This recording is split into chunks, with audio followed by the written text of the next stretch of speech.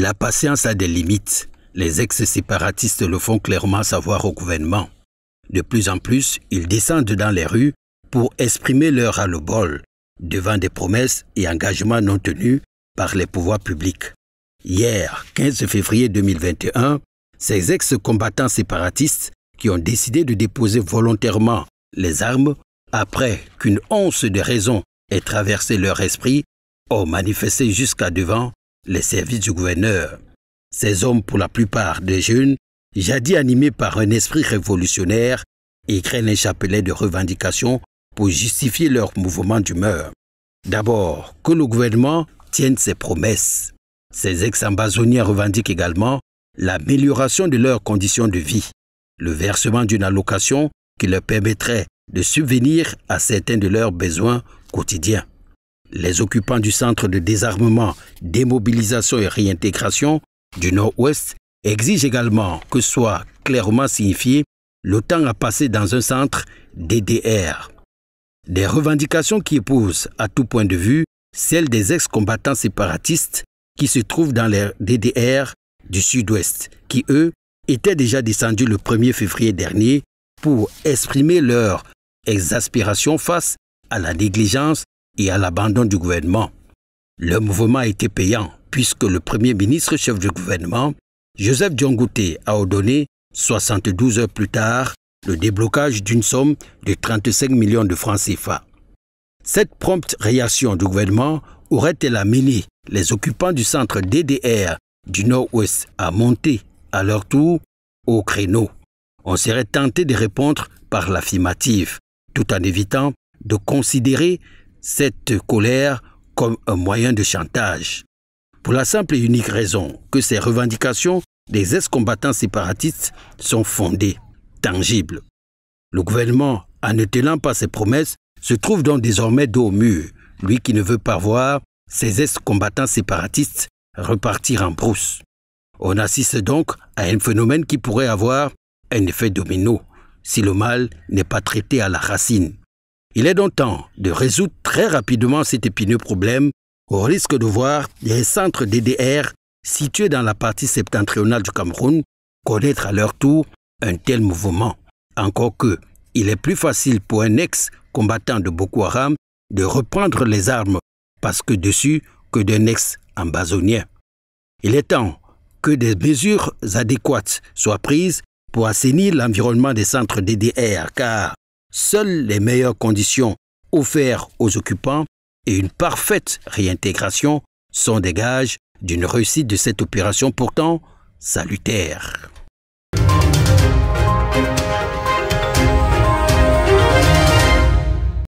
Désespérés et consternés, des curieux observent ce qui reste du bus appartenant à l'agence de voyage Danaï Express. Le gros porteur de 70 places, parti de Ngaoundéré pour Garoua, n'a pas pu atteindre sa destination. La falaise d'Embé, située à environ 45 km du chef-lieu de la région de l'Adamawa, sur la route nationale numéro 1, point de chute de sa course folle, avec à son bord 38 passagers. Il s'agit de deux cars classiques. L'un voulait donc dépasser le premier car. Malheureusement, il n'a pas pu contrôler son mouvement et du coup, il a dû déraper et s'est couché dans ce ravin que vous voyez. Nous déplorons une fois de plus l'imprudence des chauffeurs. Le bilan est lourd. C'est un accident assez grave. 32 sont blessés qui se retrouvent ici, 6 morts sur le carreau. Informé, le gouverneur accompagné de ses principaux collaborateurs s'est rendu sur le lieu du drame et à l'hôpital régional de Ngaoundéré où sont admis les blessés et les corps des disparus. Une fois donc que les blessés sont arrivés à l'hôpital, il y avait une équipe sur place qui était préparée pour les accueillir. On a fait appel à d'autres personnels qui étaient en repos pour venir renforcer l'équipe en place. Un accident de trop qui appelle une fois de plus à la prudence.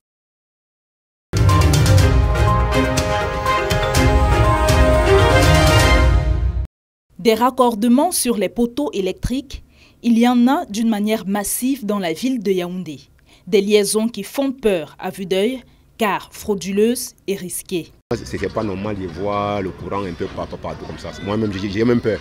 Parfois, il y a aussi des câbleurs, parce que tout ça, c'est mélangé.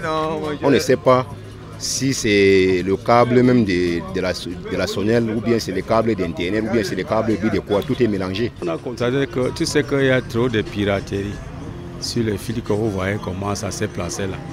Mais il y a danger. Parce que quand on pirate comme ça, on ne sait pas. Il peut mettre le fil sans même placer comme les techniciens ont placé. Et comme ça, là, ça cause masse. C'est pour ça que vous voyez tous les fils là, coupés. Selon l'association au service de défense des droits des consommateurs d'eau et de l'énergie électrique au Cameroun, environ 80% de la mauvaise qualité du service offert par l'opérateur du secteur de l'électricité au Cameroun sont dus à la fraude et au vandalisme. Conséquence, de plus en plus d'accidents d'origine électrique enregistrés. Il y a même un endroit là-bas à Yomabank, bon, moi j'habite, ça a déjà pris. Et un autre là-bas à Transformaté, Ngousso, ça a déjà pris. Et il y a même au Kansonnel avant Essos. Parmi les responsables de la fraude électrique, les donneurs à bail. Certains bailleurs sont bizarres. J'habite dans un camp où même je veux avoir mon propre compteur divisionné, mais le bailleur ne veut pas signer pour que j'ai même un compteur divisionné. Je suis allé le voir maintes fois, que moi je voulais avoir mon propre compteur parce que je ne veux pas vivre dans le faux. Je veux être clair, je veux payer mes factures et je veux être en règle. Mais les bailleurs aussi, ils sont aussi parfois dans le coin. Parce que normalement un bailleur doit veiller dans un camp où quand quelqu'un vient louer, on ne doit pas lui donner la lumière n'importe comment, parce que le bailleur même qui doit veiller. Si vous voyez même les vols de courant passer par là, c'est à cause même de certains bailleurs. La recherche de sensations fortes est aussi cause du vandalisme électrique, spécialement dans les grandes métropoles où les suspects sont à la recherche de l'oxyde de magnésium, substance poudreuse contenue dans les fils électriques.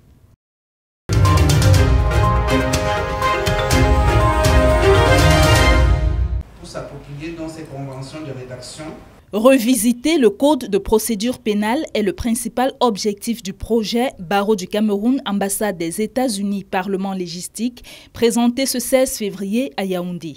Tout part du constat que depuis son implémentation, le code de procédure pénale contient des lacunes. La loi n'est pas respectée, par exemple, dans les unités de police, de gendarmerie et même en justice. Mis sur pied par l'ambassade des États-Unis au Cameroun, le projet Palagipel CBA vise l'amélioration de l'état de droit avec la contribution des parlementaires et des conseillers municipaux. La loi applicable doit être la loi à appliquer. On ne peut pas être dans un pays où les lois sont des suggestions. On applique celles qu'on veut, on n'applique pas celles qu'on ne veut pas. Je crois que c'est le but du projet. Il s'agit également de s'arrimer et appliquer le texte international auquel a ratifié le Cameroun. Par conséquent, de respecter la Constitution. Si la Constitution vous dit que le texte international qui a été ratifié, le traité qui a été ratifié est au-dessus de la loi nationale, il faut bien qu'on s'asseye un matin et qu'on applique le texte qui est applicable, c'est-à-dire celui de la loi internationale. Le barreau entend dire que les textes de loi à l'international, c'est devenu le nouveau monde. On est dans la posture de la mondialisation, on est dans la posture de l'informatique, tout va très vite maintenant et il faut à chaque moment essayer de revisiter les textes de loi. Après les parlementaires et les conseillers municipaux, les hommes et femmes de médias seront consultés pour la visibilité du projet d'une part et l'ensemble des textes de loi travaillés d'autre part.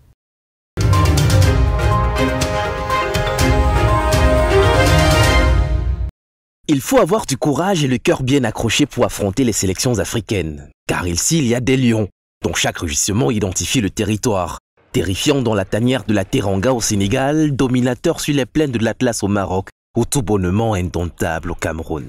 D'autres félins tout aussi redoutables sont prêts à sortir griffes acérées et canines pointues pour défendre leurs couleurs. Les léopards du Congo, la vicieuse panthère noire du Gabon entre autres. D'animaux, il y en a de toutes les tailles qui portent fièrement le drapeau des équipes africaines. De l'immense éléphant aux longues défenses de la Côte d'Ivoire, aux minuscules mais futés écureuils du Bénin, en passant par les fennecs de l'Algérie.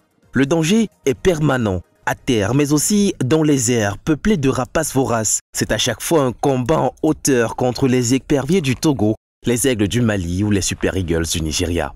Des identifiants assez particuliers, à la fois inspirants pour ceux qui les portent, tirés alors des spécificités de leur territoire, et dissuasifs pour les potentiels adversaires. Car, on se l'imagine bien, le coq français aurait la chair de poule à l'idée d'affronter le terrible lion indomptable.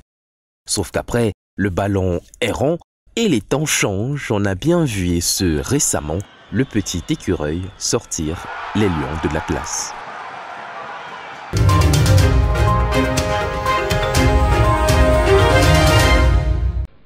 C'est un exercice déjà expérimenté par le docteur Damoudam Tchoya, alors maire de la commune de Fumban. La mise sur pied d'un conseil municipal jeune, motivé par la lettre circulaire du 11 janvier 2021 du ministre de la Jeunesse et de l'Éducation civique.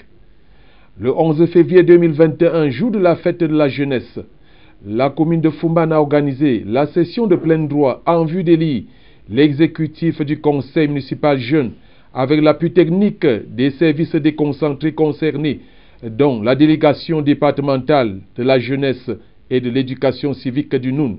À soutenir, à densifier et à capitaliser la participation citoyenne des jeunes aux affaires publiques locales. Déjà le 10 février avait été consacré à un séminaire de formation des 41 conseillers municipaux jeunes retenus. Après l'écoute du message du chef de l'État à la jeunesse, la vérification du quorum et la formation du bureau d'âge. Place à l'élection de l'exécutif qui se fera sur une base consensuelle.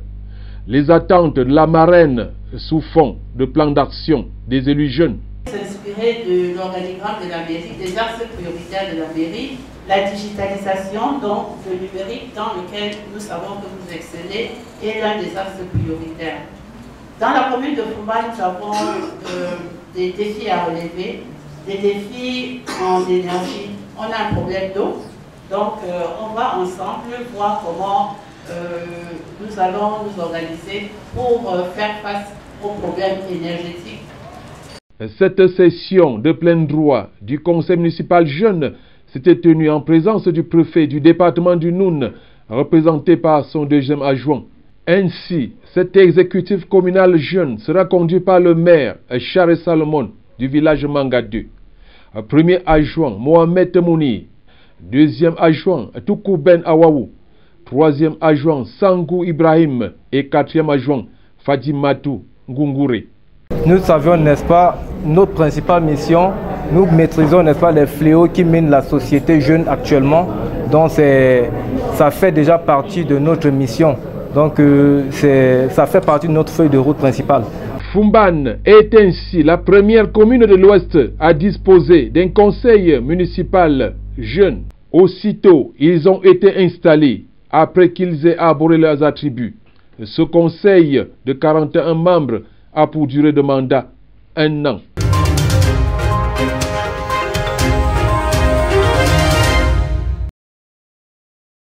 La vue donne raison a égayé tous les autres sens. Région de l'ouest du Cameroun, caractérisée par des zones montagneuses traversées par plusieurs cours d'eau le long desquels sont installés des villages dont le mode de vie des populations reste traditionnel. Ici, c'est le lac municipal de la ville de Tchang, situé dans le département de la Menoie. Ce retenue d'eau artificielle qui attire les étrangers de par sa beauté couvre une superficie d'environ 40 hectares avec un périmètre de 2,34 km. Créé depuis les années 60 par le gouvernement camerounais et avec un développement accéléré de la ville dans ce secteur, voilà qui engendre des activités source d'une augmentation importante de la charge solide du lac et une dégradation croissante du milieu lacustre compromettant l'usage de ce dernier. Le lac municipal de Tchang est un lieu touristique de grande échelle. Et aussi, c'est dans ce sous-bassin que la plus grande station de traitement d'eau potable de la ville de Tchang est installée. Compte tenu de l'intérêt socio-économique et environnemental que suscite ce lac dans cette localité, il devient impératif de bien entretenir et de préserver cet or bleu qui conduit à un développement durable et à une préservation de notre écosystème. Alors, quand vous ferez un tour dans les Grassfields, ne soyez pas perplexe par l'origine des températures basses qui vous donneront peut-être froid. Le lac municipal de Tchang sera indubitablement l'un des coupables.